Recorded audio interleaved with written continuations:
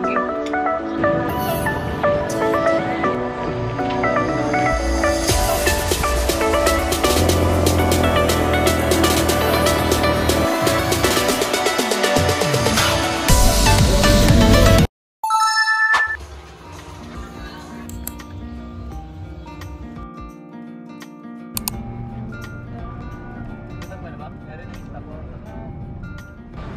We are finally here. Yung itsura papasok. So, medyo napaaga kami. And meron namang waiting area doon. Kaya doon kami naghahantay. Mahangin naman din. So, 1 PM papasok na kami doon sa room. So, ganito yung itsura ng villa. Ayan. Sobrang nice. Pero dito kami sa baba. Tapos meron dyang pool. So, meron din silang mga dome type, guys. Ayan. Ganito yung itsura.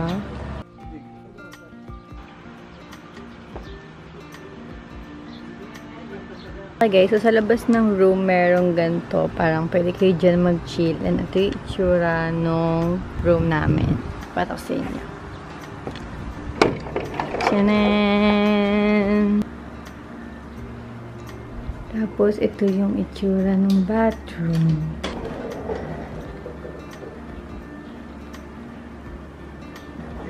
Meron ding isa pang bed dun sa taas. Okay guys, finally nakapag-settle down na kami sa room and lumabas lang ako para makapag-intro sa inyo. And guys, i-share ko sa vlog na to yung expenses namin, kung saan kami nag-stay, kung magkano yung mga kinain namin, and everything. So, sobrang init, kaya magpapadamig muna ako sa loob and update ko kayo later. Okay guys, just woke up. Finally, naidlip din ako ng medyo matagal-tagal kasi wala pa akong tulog kanina. So, nantok talaga ako.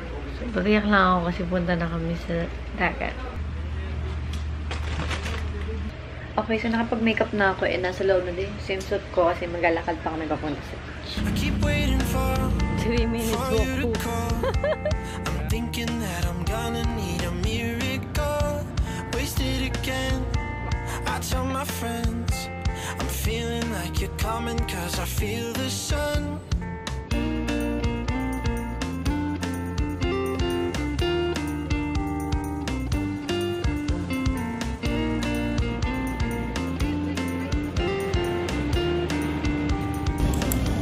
I'm waiting for the special touch you give. I'm needing it more than I ever did. I don't wanna be a sacrificing love. For you I will. Hindi mo na kailangan sa tawad.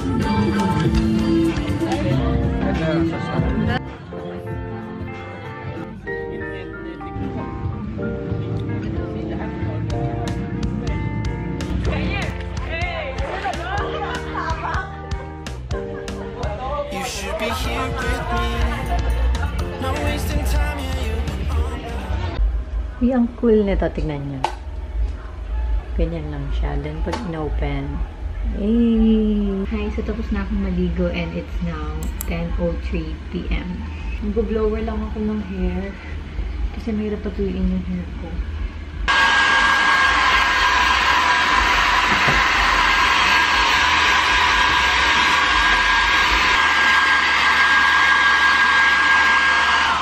Hi guys! Good morning! So, it's now 6 o'clock in the morning and gagayak lang ako kasi magka-cafe diliwa kami. And after nun, mag-i-ATV na kami. So, ito yung view namin paglabas mo ng room.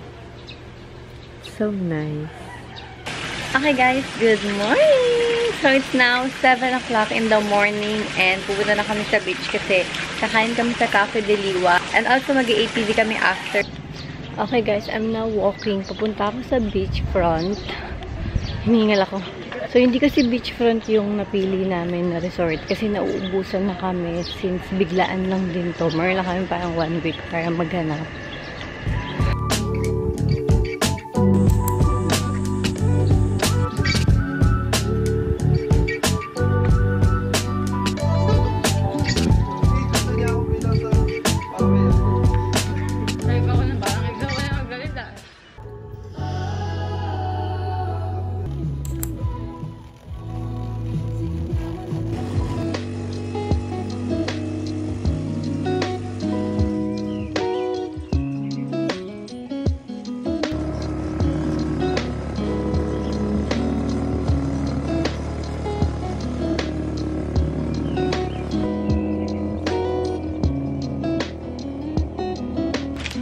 Okay guys, so ito na yung perfect timing para ma-share ko sa inyo kung saan kami nagsistay, kung gaano kalayo sa beach, and everything about this vlog. Sobrang dami kong place na kinonsider.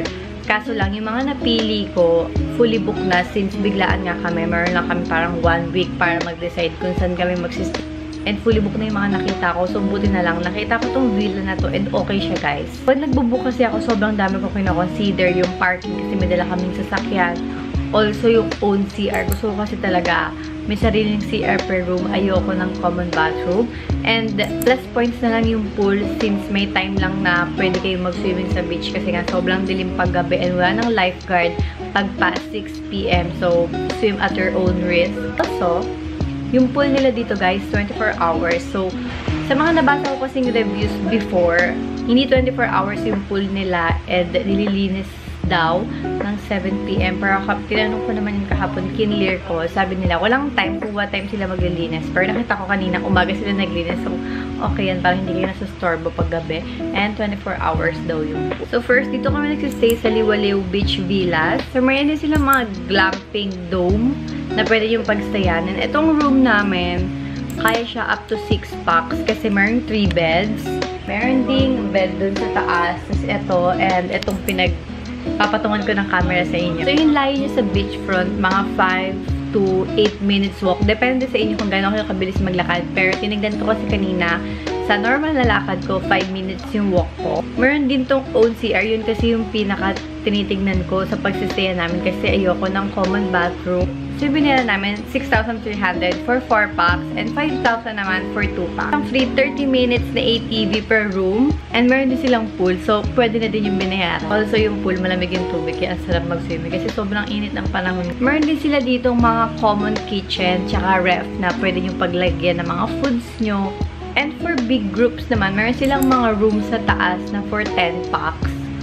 Ito kasing room na to, 4 to 6 packs lang talaga. Merong double bed, dalawang double bed, tapos meron ding double bed sa taas. So, pang 6 packs talaga siya. For me, parang ang hirap kasing matulog doon. Kasi, ang liit nung space, parang pagapang kang lalakad para makahiga ka doon. So, kayo bahala. And, sa wifi naman, medyo mabagal yung wifi pag nandito ka sa room. Pero pag nasa labas ka naman, and wala masyadong tao, malakas yung wifi. Kaso lang, dito sa room, wala talaga mahina. And also, sa signal naman, minsan nagsi-zero signal. Siguro ganun talaga dito sa Zambales. May mga places talaga na nagsi-zero signal. Meron din namang mga places na may signal. Pero sa beach guys, sobrang lakas ng signal kasi kahapon doon ako sa social media. Parang sobrang liwanag ko. Sorry guys, kasi ayun yung harap ko. And hindi ako masyadong makaganon kasi nag-aayos ako ng gamit and super kalat. And naisip ko lang na ito na yung perfect timing para ma-share ko to sa inyo. Kasi mamaya may mga kasama na akong maingay. And also, ilalagay ko sa description box kung saan kami kumain and saan kayo pwede mag-book sa hotel na to. Yung mga basic na info na kailangan yung malaman. And guys, since last minute lang naman tong beach trip namin, I think okay din yung place na na-consider ko. And guys, sa mga kainan naman, hindi kami nagdala ng kahit na anong food kasi sobrang daming kainan dito, swear. Lalo guys, if masipag kayo maglakad, paglabas nyo sa beach, dediretsuhin nyo lang yun, tas sobrang daming mga pwedeng kainan. Time to swim!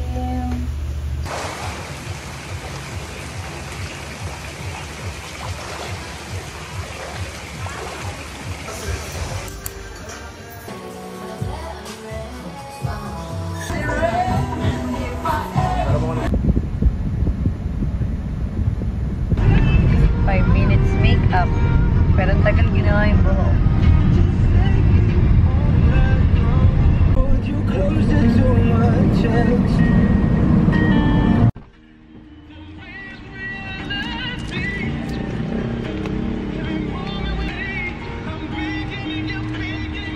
Okay guys, ito yung outfit ko ngayon. Neon kasi meron kaming event dito sa tennis. And first time ko nagsuot ng ganito. So yeah, update ko kayo later.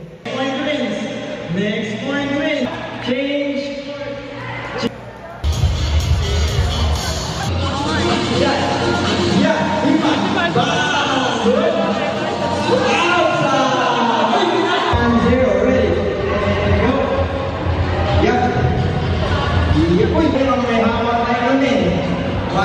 Sa Instagram ako.